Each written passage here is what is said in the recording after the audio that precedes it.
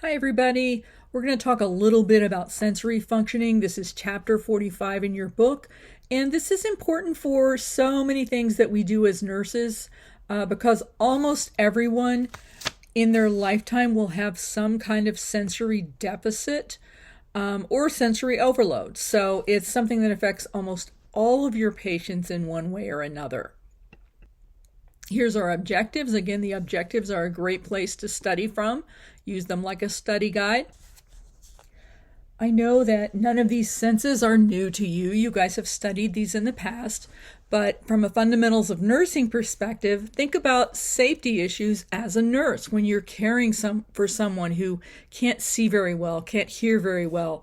If someone can't smell or taste, that not only affects their dietary intake, but also if you think about gas, when gas is released in your home, you smell that and you think, oh, it's an emergency, I have to get away from that. People who have the inability to smell or an altered ability to smell of some kind cannot always smell gas. They cannot always hear alarms or see alarms that are flashing, maybe from their smoke detectors.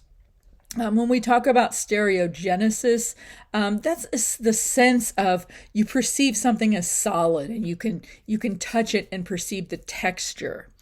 For kinesthetic and visceral, these senses help us orient ourselves internally. So if you have a problem with either of these or proprioception, all of these, you could have trouble with balance. Because proprioception helps us to understand where our body is in space, to the movements and position of our body, especially our extremities. And the kinesthetic and visceral help us to be aware of our body movement and where our body is, as well as what our organs are up to, right? It helps our brain see how our organs are placed in space. So if you think about people who fly in planes, they can get so disoriented and these senses can fail them where they literally, if you're flying, you won't necessarily know if you're up or down because of the way that you're perceiving things. It can be very dangerous in certain situations.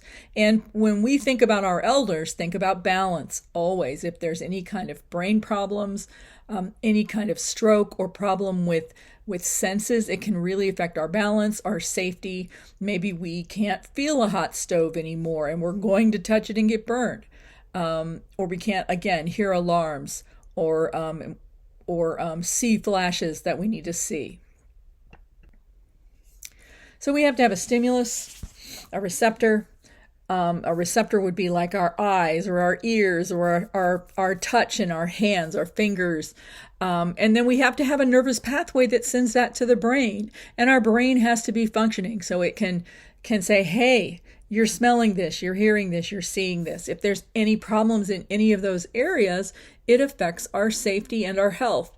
Many stroke patients have either they'll have receptive aphasia where you can talk to them, but they cannot understand it. And there's a problem somewhere in those pathways, somewhere in their brain that's keeping them from receiving it. Other people who have the opposite, which is expressive aphasia, they will understand you, but the pathways that take their speech back to you don't work. There's something wrong with the nerves, something wrong with the brain where they cannot express themselves. So know that any problems along the nerves, something like MS that's destroying the motor neurons, all of these things can cause us to have problems with receiving and transmitting data. This is all controlled by the reticular activating system. Just review this, make sure you're aware of what this is. I'm trying to think what I want you to know about this. If someone has brain issues that affect the RAS, they can have trouble staying awake. They can have trouble, you can have trouble arousing them. Or they could just have problems with sensation. Maybe they're not getting those visual messages or those hearing messages, or they're not getting those messages from the spinal cord that tells them where their arms are in space. And so just know it's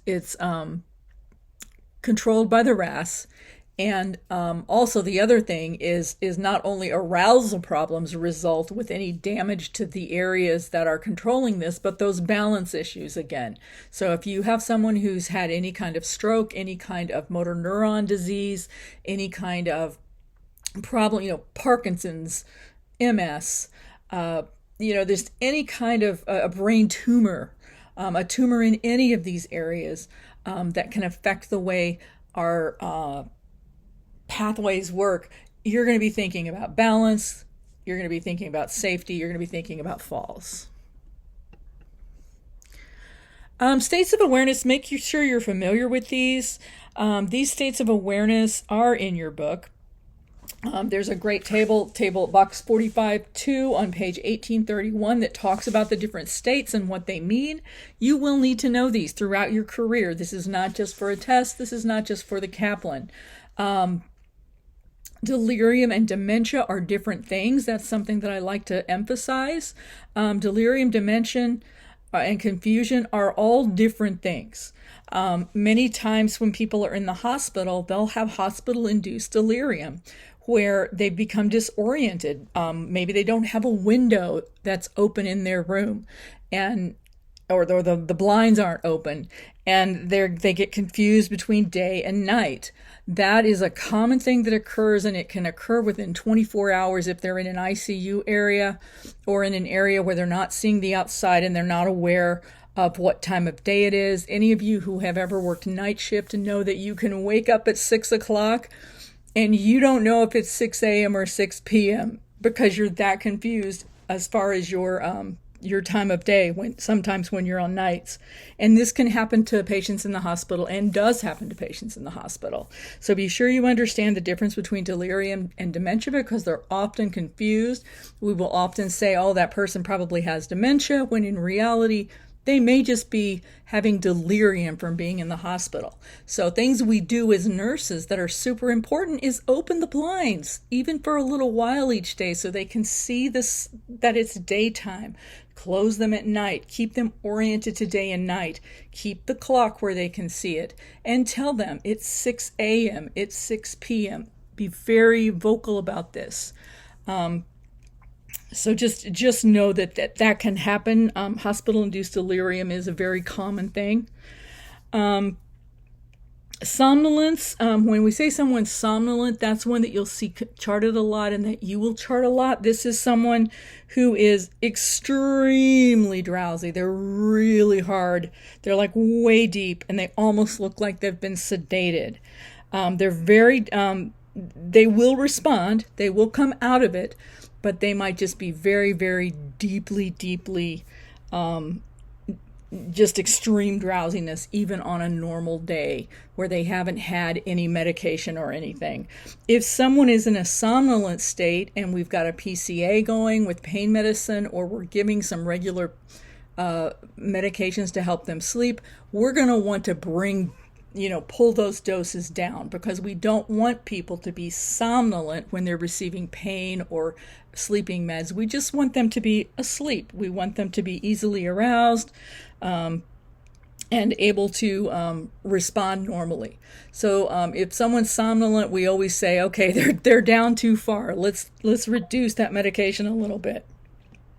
I think that's it. The definition of a coma is basically they cannot be aroused and they don't respond to stimuli. There's further deeper definitions of comas, but that's the one that really, it's in your book on that page that I just said. A coma, the person cannot be aroused and does not respond to stimuli. Stupor, they can be aroused by extreme or repeated stimuli. Okay?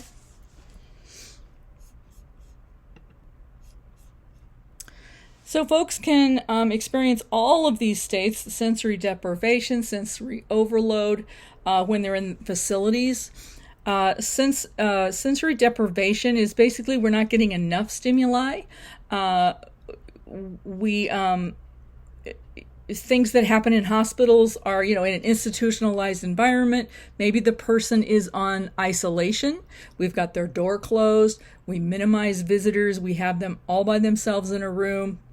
This is the person that we need to go in and talk to them while we're doing everyone we need to talk to, but the person who's got sensory deprivation, we need to make sure that when we go in there that we are communicating with them, we're talking to them, we're offering to open the blinds, we're offering to turn on the TV, we're bringing in food, make sure it's warm enough, make sure they can taste it, make sure to sit them up and help them enjoy the meal.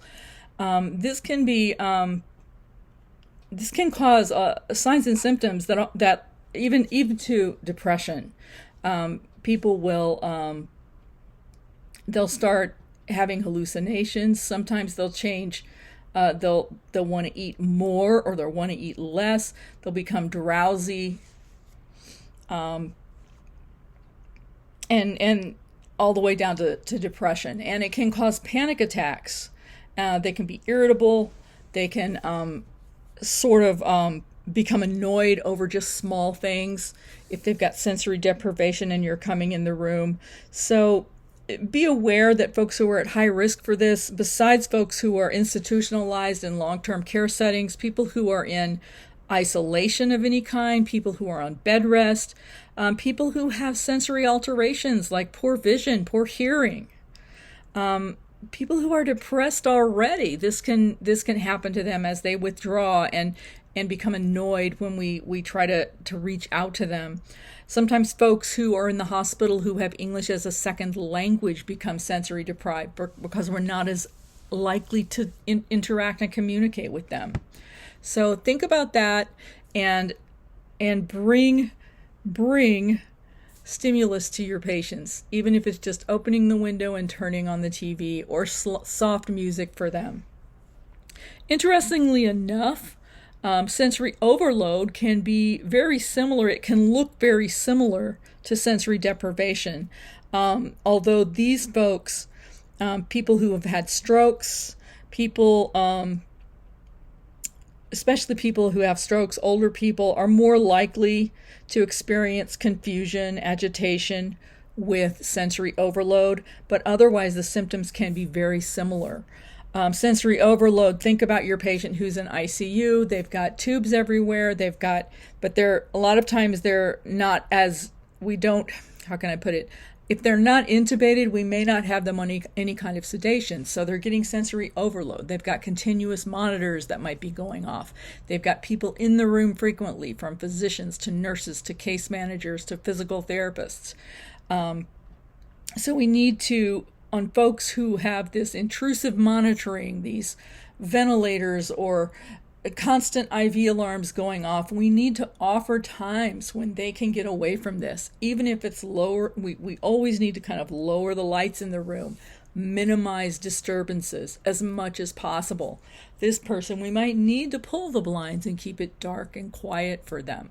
So although some of the signs and symptoms are very similar, the interventions are different, because obviously with someone on deprivation, we're going to provide that stimulation, and someone with overload, we're going to kind of minimize it. If you're in an ICU unit, you're at very high risk of being sensory overloaded, and if you're in long-term care, you're at very high risk for sensory deprivation, because you may not be getting visitors, you may not be seeing anyone. There are things that we can do for sensory deprivation as well. Make sure that you do oral care. That's a type of sensory experience. Remind them to smell their food before they eat it. Have them season their food, or bring in seasonings from home that they like. In addition to talking to them, some people never get touched once their spouse dies, and a back rub for that person, turning, repositioning, hugging them if they want that, touching arms or shoulders, all of that can really provide sensory stimulation to someone like that. Passive range of motion can provide them with sensory stimulation.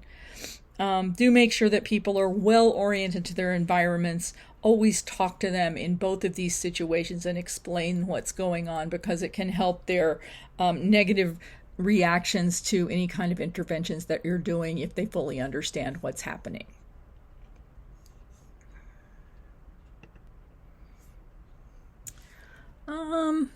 And I think I already pretty much covered this. Just make sure to study in your book as well on sensory deprivation and sensory overload. Another type of sensory deficit is, the tactile, the numbness or paralysis. People who have end-stage diabetes, who aren't always able to sense touch as well.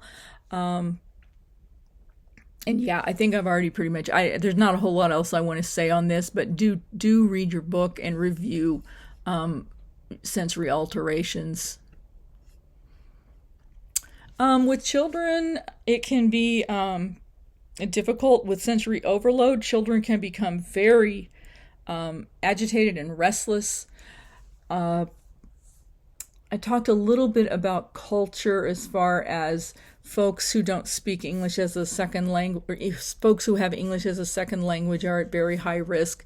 Try to get someone in there who can speak their language, even if it's just to sit and visit. I've worked places where they have multiple volunteers who speak multiple languages, and especially, Spanish. We have a lot of people who speak Spanish in the hospital, but if it's someone who really, maybe they speak an odd dialect of, there's so many Chinese dialects, from Mandarin to other ones I can't think of right now. But if you know someone in the hospital, or if your hospital has a list of people who speak different languages, even having that person come up and sit with them for 10 minutes and talk in their own language could just be so incredibly valuable to that person. This is very individualized. Everyone is different. Personality plays a huge role in this. Some people are very, we learned with the pandemic, some of us love a little bit of isolation, and some of us just hate it. My sister and I are great examples of that. She's a true extrovert, and the pandemic almost killed her. It was really hard for her. For me, I was like, oh, I was made for this, right? This isolated thing where I could do my work. But even me as an introvert, after several months, I was like, okay, I'm ready to go out and meet friends and do something, right? So we know that personality plays a huge role in this. If you're stressed and sick, it plays a big role in this. If you've been sick and had a cold, you know that you don't always feel like seeing your friends.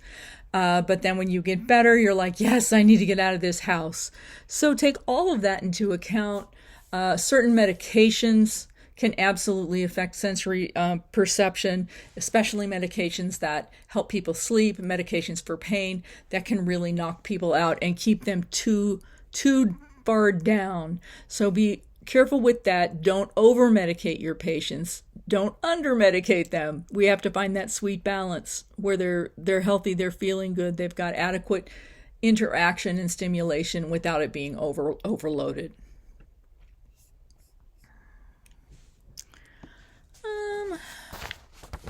I think it's not a whole lot that I want to tell you about this. It's things that I've pretty much already covered. I will say, if you're working in a unit that is loud, and certainly if you work in ICU or step down, it will probably be a pretty loud unit. You get admissions 24 hours a day, discharges 24 hours a day. I've discharged people at midnight because we needed the bed and they were ready to go home anyway. And that can get really loud because it's 2 a.m. We're giving discharge instructions and someone's leaving. The other patients absolutely can be affected by that. So assess your unit. Our unit had, our unit I worked on not that long ago had, it was a cath lab recovery unit, and we would get patients who would also be admitted we needed a bed for them, right? So we would have these patients who were coming back from cath lab at 1 or 2 a.m, and then these other patients who were trying to sleep. And the doors to the cath lab when they opened up, they went boom. And when they closed, they went boom. They were just like boom, boom, boom, boom. So we learned not to put patients who were trying to sleep anywhere near there. We had rooms further down the hall. It's a big ward, but we could put them further away from those loud booming doors. And it didn't completely solve the problem, but it certainly helped. If you're trying to sleep, you've got surgery the next day, and you're just waiting for your open heart surgery, and they're bringing cath lab patients back all night and waking you up, that's a huge problem. So hospitals have become more cognizant of this. Assess your environment, assess your facility, see if there's anything else you can do. We also started implementing the use of earplugs and masks for patients when they were trying to sleep, if it was appropriate for them, so that they could sleep without hearing the loud doors and all of the activity in the unit. The other thing that you can do, and many hospitals have started instituting soft music after a certain time, quiet times after 10 p.m. But again, that quiet time, it helps with the overall noise, but it won't help if you're a unit that is a 24-hour unit that admits people in and out, in and out. You can reduce the noise, but you can't totally eliminate it. So, assess your unit, assess things that you might be able to do, like headphones and earpieces and anything that you can to help people get sleep, help people get away from all the noise. And the outcomes, again, things that we're looking for, we want them to be able to be in an environment that is balanced and appropriate for them. As much as possible, bundle your time going into the patient. Go in and try to do everything all at once if you can, or as much as you possibly can, so that they can then go back to sleep. Or they can go back to their television show or whatever it is. Keep your visits to them bundled as much as possible. And when you're on a unit that you know there's loud parts, put your patient who may not be trying to sleep near that door. Maybe your fresh patient from cath lab goes in that one where the door is booming and booming, because they may not sleep much anyway, because you're going to be in there with them a lot, right? So think about that on your unit. Always strive to keep things balanced for each individual patient. Make sure they're oriented. And when you have a door, you can close it. We don't always have doors depending on what unit you're on.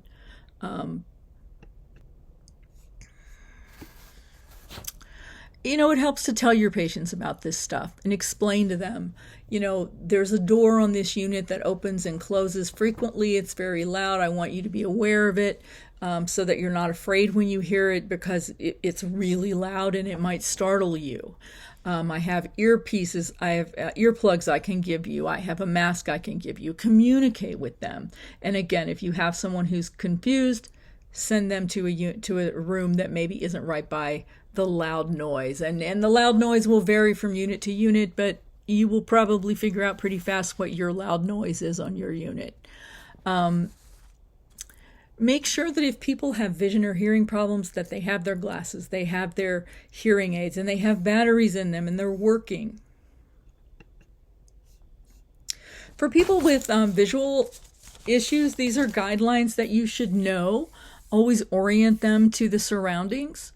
Speak in a normal tone of voice. They are not deaf. They have visual problems, but they are not deaf. Let them know when you enter or leave the room.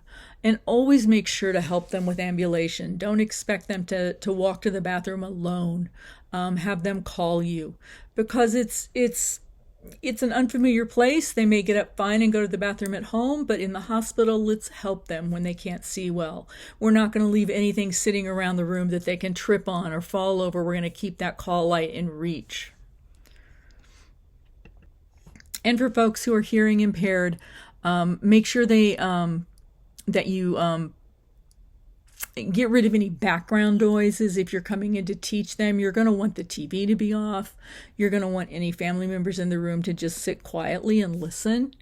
You want to position so that they can see your lips, so that they can, many deaf persons read lips, so make sure they can see your lips. There are masks that are out there that have a clear front where they can see your lips moving. We can also get sign language interpreters to come into the room, either through virtual a virtual screen where they can do some interpreting for them, or sometimes hospitals, if they're big enough, will have live interpreters. And you can also write things. And that will help a lot. And particularly patients who are on ventilators who can't speak will often be able to write things down for you. Will be able to point to things. If a person can't speak, they're on a, let me see if I've got a slide on this. Yeah, I might have it. If a person is confused, we're going to try to frequently interact with them to keep them as oriented as possible. We're going to speak calmly. And you're going to orient them as many times as you have to, just over and over again. We're going to answer the same questions as many times as we need to. You can communicate to them that it's time to wash your face. You're not going to go in and say, let's do your ADLs, because that's not going to mean anything to them. Say, let's wash your face, and hand them a washcloth. Let's wash your hand, and hand them a washcloth. Make the instructions simple. Make them, how can I put it, very direct, but very simple. We're not going to say, put on this shirt. We're going to say, put your arm in this sleeve. Put your other arm in this sleeve. Can you button your shirt? Button this button. Now button this button. You're going to be very simple and do it one at a time. We do try to reinforce reality as much as we can. But this goes back and forth, because some patients, if you try to reinforce reality, will get very, very upset and irritable, and they'll want to argue. Don't argue with your patients if they're getting very upset. Just calm them and don't argue. Don't make it worse. Many times I'll just tell them, I don't see what you're seeing. Like if they're saying, my wife is here, and there's no one in the room. Sometimes I will say, I don't see your wife. Where do you see her? Tell me about your wife. You can kind of get them distracted. We do know that sometimes people do see people who we can't see in the room. And sometimes they're confused and hallucinating, and sometimes it's just part of an end-of-life experience. So just orient them, be patient, reorient them to reality as much as you can. If they get really upset, just work on distracting them. And you stay calm. When your patient's unconscious, they can usually hear everything. We have lots of research on this, that people who come back out of comas, out of states that look like they're just not hearing or receiving anything, we know that they tell us they can hear us, everything we're saying. So talk to them. Make sure to let them know before you touch them. Keep the noises at a low level. Give them a little stimulation, but don't overstimulate them. And always assume that they can hear everything you're saying. It's always kind of my pet peeve, and I know I've done it probably. I try not to. When you're working with a patient and you're turning them and cleaning them, don't talk about to each other. Talk with your patient. You have your patient part of the conversation. If you're saying, oh, I might go to a concert this evening, or I have tickets for a concert this evening, you can talk to your patient about that. Include them in that. Don't just talk over them like they're not there. Include them, and don't say things about their condition that are negative, because they can hear you. They can. We know this from patients who have told us this. So, and if I have someone who's on a ventilator and they've got an ET tube in and they cannot talk to me, there's lots of things you can do. There's boards that we have where they can point to what they need. There's a lot of gesturing that we can do. And again, those yes or no questions that we can ask. So always consider your patients, whether they're somnolent, in a coma, in a vegetative state, whatever state they're in, consider them that they can hear you, they can understand you, and treat them as such. Do not just ignore them, do not speak over them, and do not talk negatively about their status. Okay? So I think that's all I wanted to talk to you about.